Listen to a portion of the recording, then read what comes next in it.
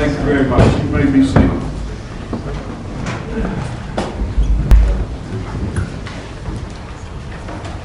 All right, is the state ready to call us next witness? Your Honor, Anderson County will call Mr. Larry Greer. You got the state, I mean county. I promoted you, I guess. Come forward, sir. I'll let you decide the rest. Right here, please. I could ask you to raise your right hand. Do you solemnly swear or affirm the testimony you'll give the court today in this case to be the truth, the whole truth, and nothing but the truth? If you would take a witness stand and state your name for the record and spell your last name for the reporter, please.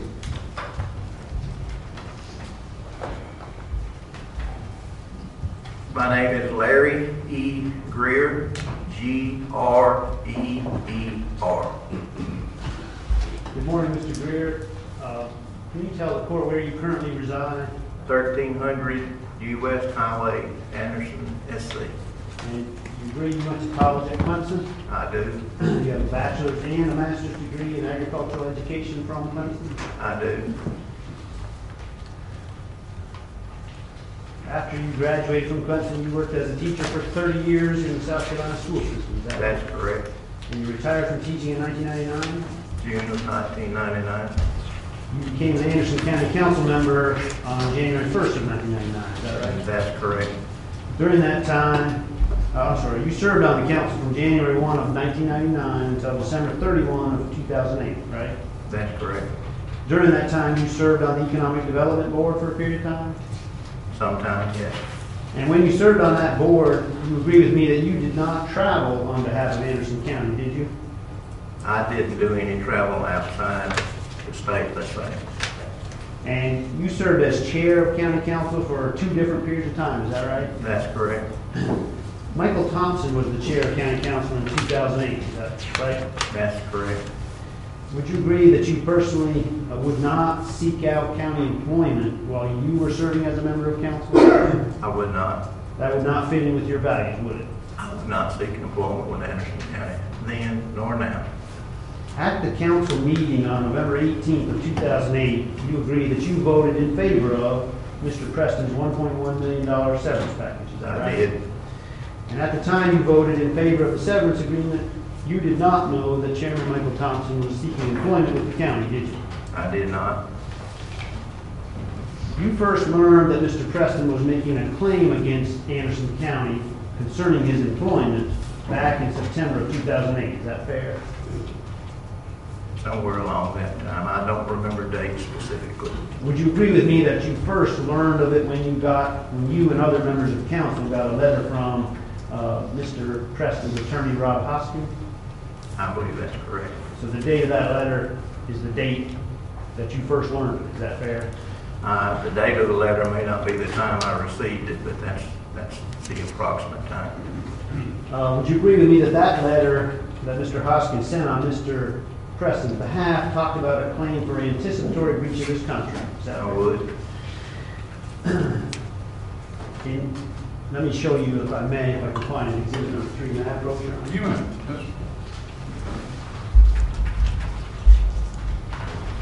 Here, I'm just going to hand you, it's already been admitted as plaintiff's exhibit 3 earlier in the case.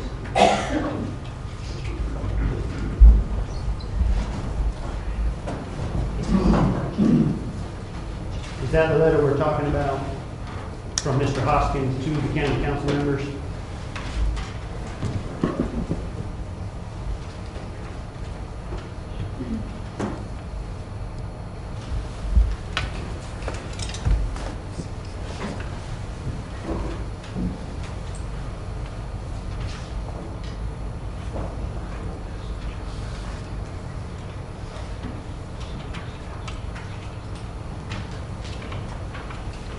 I would say yes. So sometime on or after the date of that letter is when you first learned that Mr. Preston was making a claim for anticipatory breach against the county. Is that fair? To the best of my knowledge, yes. And you agree that you took from this letter that Mr. Preston was complaining through his lawyer that he is going to be prevented from carrying out his duties as administrator, right? Would you ask your question again? I'm sorry, yeah. You agree with me, do you not, Mr. Greer, that you took from that letter that Mr. Preston was complaining that he was going to be prevented from carrying out his duties as county administrator at some point in the Are future. you asking me if I took it from this letter alone, or this was part of the Yeah. information and process that I used? No, at this point, I'm just asking from that letter alone, since this is the first time you heard about a claim.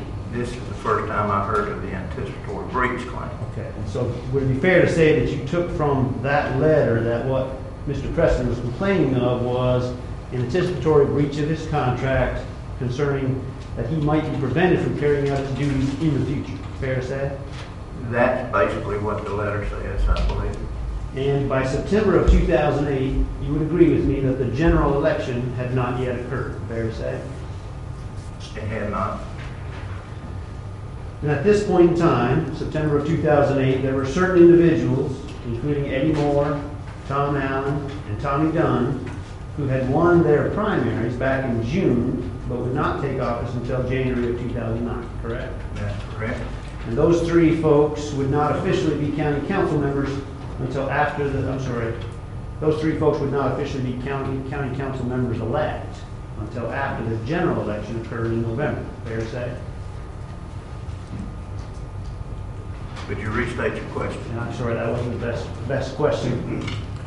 When you win the primary in Anderson County, you're not elected to council, correct?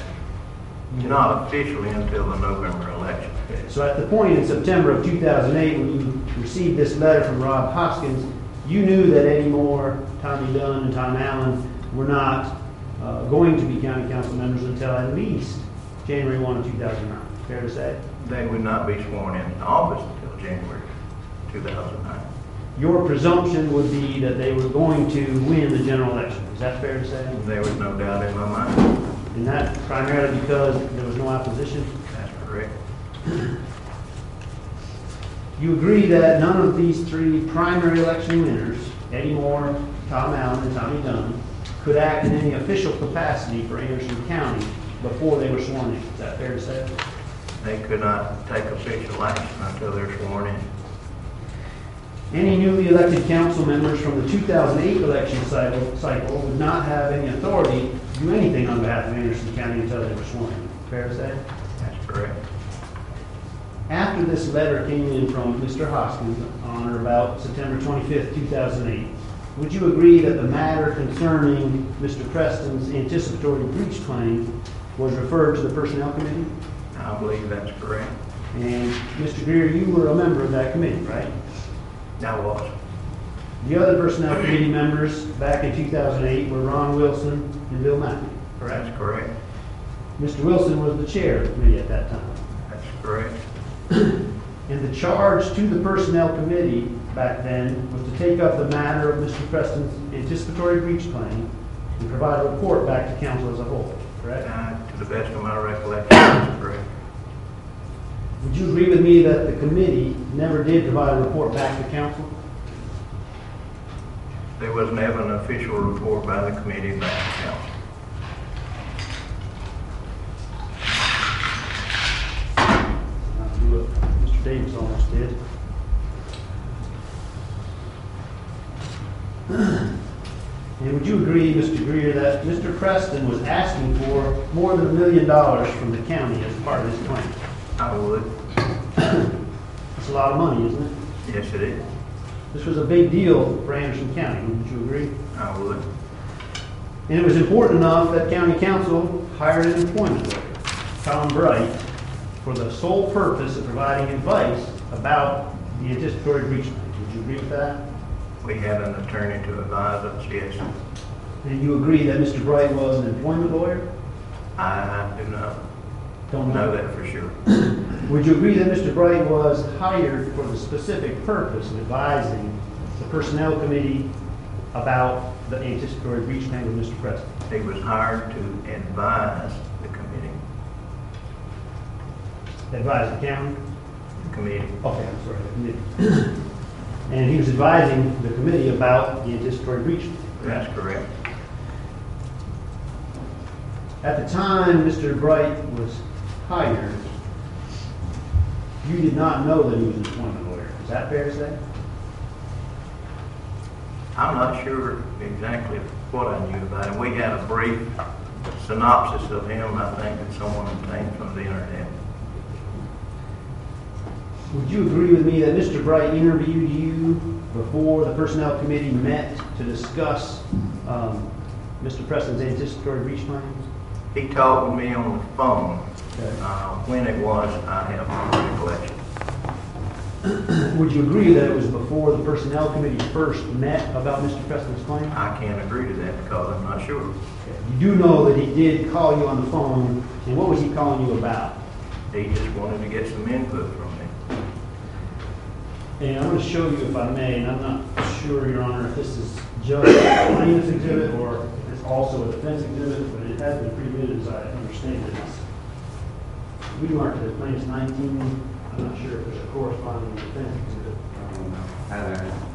Any objections to just referring to the document? No, Your Honor. It's actually King Smith. It's not Awesome. No, Your Honor. All right, thank you very much. I'm going to hand you what's been marked as plaintiff's exhibit 19.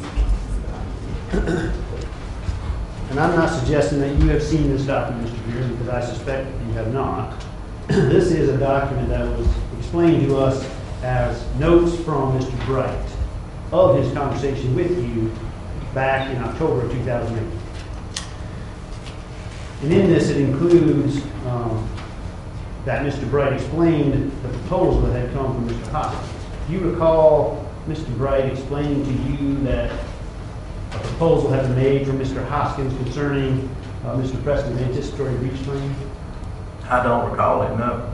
You remember that he was talking to you in general terms about what? Background information about the claim or about the county? To the best of my recollection at this time, it's been 4 years since this occurred. Did you agree that one of the things you talked to Mr. Bright about was the fact that there were accusations out there that Mr. Preston was using credit cards for improper purposes? I would say that would be a fair assumption, yes. And one of the other concerns out there, and I'm not saying this was a concern of yours, but one of the other concerns that some county council members had was that Mr. Preston might be involved in impermissible relationships with county employees. Is that fair to say? I had heard those rumors, yes. And you were not aware, one way or another, if there was any truth to those rumors, were you? I had no proof.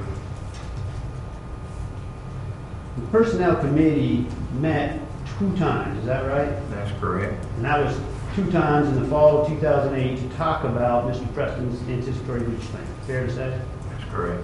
How long did the Personnel Committee meet the first time it met? I have no idea. Do you recall it being like a day-long meeting? Or Oh, no, it's not. Half a day? It was probably hour, something like that. about an hour or so? That's a guess. Okay. That's your best guess from I memory? don't know how long it was. We met at the Powdersville Library, and I don't know. I don't remember when we started, and I don't remember when we ended, so I can't give you the time frame. Would you agree with me that it was a meeting that occurred in the evening? Seemed like it was in the afternoon. Okay. So it was no more than half a day? No, it was no more than half a day. Was it no more than a few hours? Possibly, yes. About that time frame, maybe? Something like that. And what about, did you He meet Ian? indicated he wasn't sure at the time. Let's move on to something else. And the second time you met, do you recall how long that meeting was? No, not really. Probably 30 minutes to an hour, something like that. Maybe longer. I don't know. I didn't keep a time clock. Would you agree that no one kept any minutes of the Personnel Committee meeting either, did they? Are you finished? Do you want me to answer? Yeah, I was finished. I'm aware that no minutes were kept, if that's what you're asking. The first meeting of the Personnel Committee was in Powdersville, that's what you said, correct? That's correct. And at that meeting, the Personnel Committee members were present, along with Mr. Waldrop and Ms. Wilson, right? That's correct. Would you agree that Mr. Wilson was not happy with Mr. Waldrop and Ms. Wilson's attendance at that meeting? Objection, Your Honor, that calls for speculation. And I'll ask you You that. can ask questions about what he observed and what he saw, and not what might be in someone else's mind. Did it appear to you, did it appear to you, Mr. Greer, that Mr. Wilson was not too pleased with the fact that Mr. Waldrop and Ms. Wilson were in attendance at that meeting? Same objection, Your Honor. If he's asking about body language or comments or something. Yes, like if that. he appeared, that would be his observation. I'll allow that question. Thank you. Are you talking about his attendance or their attendance at the open part of the meeting or the executive session? At the executive session. At the executive session. Mr. Wilson, initially, I believe if my memory serves me correct, was going to exclude them from the executive session, and they debated the point, and Mr. Waldrop and Mrs. Wilson did indeed attend the executive session. Did you have any opinion as to whether or not Mr. Waldrop or Ms. Wilson should attend the executive session portion of the meeting? Did I have an opinion? Yes, I did. What was your opinion? My opinion was the executive session was only for the members of the committee and the attorney, and anyone else could be excluded. So were you happy with the decision to allow Mr. Waldrop and Ms. Wilson to attend the executive committee's? I thought it was inappropriate. What happened in the executive committee session of that first meeting of the personnel committee? To the best of my recollection, Mr. Bright presented information, and Mr. Waldrop and Ms. Wilson basically interacted with the meeting more than the members of the committee. And your view of it was that Mr. Waldrop and Ms. Wilson engaged in too much conversation and discussion during the meeting. Is that fair? And I would say that's fair. And this meeting happened over the course of a few hours, fair enough? I've already said I didn't know what the time frame was. It was, okay. And after the meeting, a second meeting was held later on, correct? That's correct. Would you agree with me that in general terms, Mr. Bright advised the committee that he did not think much of the anticipatory breach claim brought by Mr. Preston? He made those comments, a comment or several comments, whatever, that he was something along that line, yes. And the second meeting that the Personnel Committee had was held in the large conference room of the Anderson County Courthouse. That's correct. And at this meeting, would you agree Mr. Waldrop and Ms. Wilson were excluded from the Executive Committee session? I will agree. The executive session, I'm sorry. Mr. Bright provided additional advice to the committee at that meeting as well, fair enough? Yes. And in that meeting, the advice of Mr. Bright also included advice that Mr. Preston did not have an anticipatory breach claim that was valid, correct? That was part of the overall advice. And fair to say you disagreed with Mr. Bright on that point, didn't you? I did. The sitting council in 2008, the one that you were a member of, was not going to fire Mr. Preston, was it? No action had been taken along those lines. And you were aware of no intention on the part of the sitting county council in 2008 to fire Mr. Preston, I right? was not. In fact, your county council, the 2008 county council, of which you were a part, was pleased with Mr. Preston's performance as a whole, right? As a whole. So you would agree with me, would you not, Mr. Greer, that Mr. Preston was not in any danger of a vote by the sitting county council in 2008 that would result in his termination? By the sitting council, yes. And the sitting council as a whole in 2008 never discussed the possibility of terminating Mr. Preston before he made his anticipatory breach claim, correct? Did you say the sitting council Yes. as a whole? Yes. We had not. And even if two members of council, Mr. Waldrop and Ms. Wilson in particular, even if those two members of council wanted to terminate Mr. Preston in 2008, you agree that there was no way they could do it because you had 5 votes in favor of Mr. Preston, right? That's correct. Now to talk about Mr. Preston's employment contract a little bit.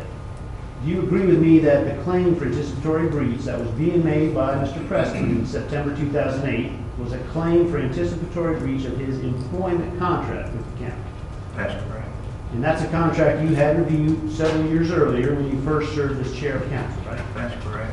You reviewed that contract because as chair of council, you had the responsibility to conduct an annual evaluation of his job. I did. In total, Mr. Greer, you agree that you read Mr. Preston's contract 2 times before you served on the personnel committee, right? At least 2 times. Mr. Greer, you don't recall if you reviewed Mr. Preston's employment agreement in connection with your work on the personnel committee in the fall of 2008, do you? I did not. You had a general working knowledge of the contract. Would you agree with that? I would.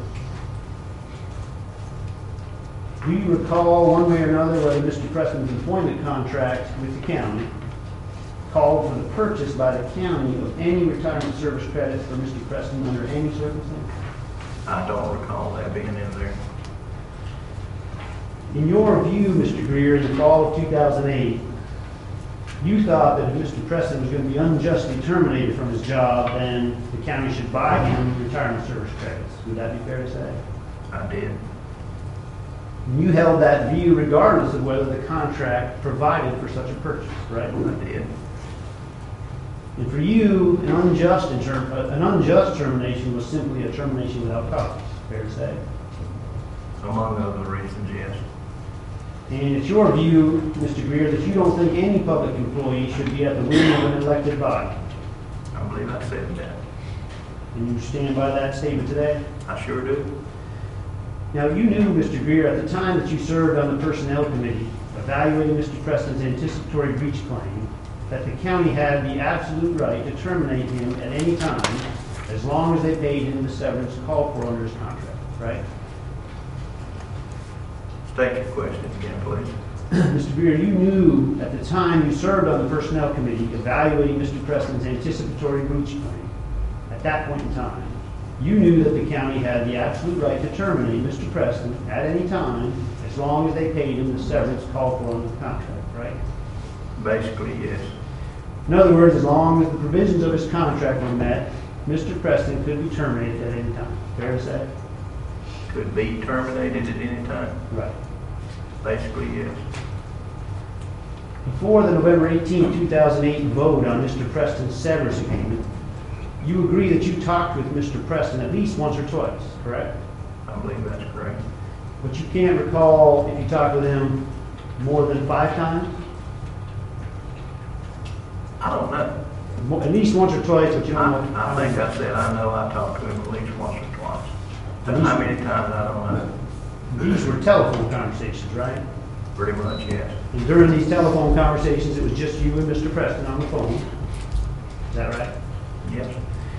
And during those telephone conversations, you talked with Mr. Preston about where you were going with the numbers on his severance package, correct? Probably, yes. And where you were going meant where the personnel committee was going. Is that fair to say? Not necessarily. Might have been just where you personally were going. Is that right? That's correct. So during these telephone conversations with Mr. Preston in advance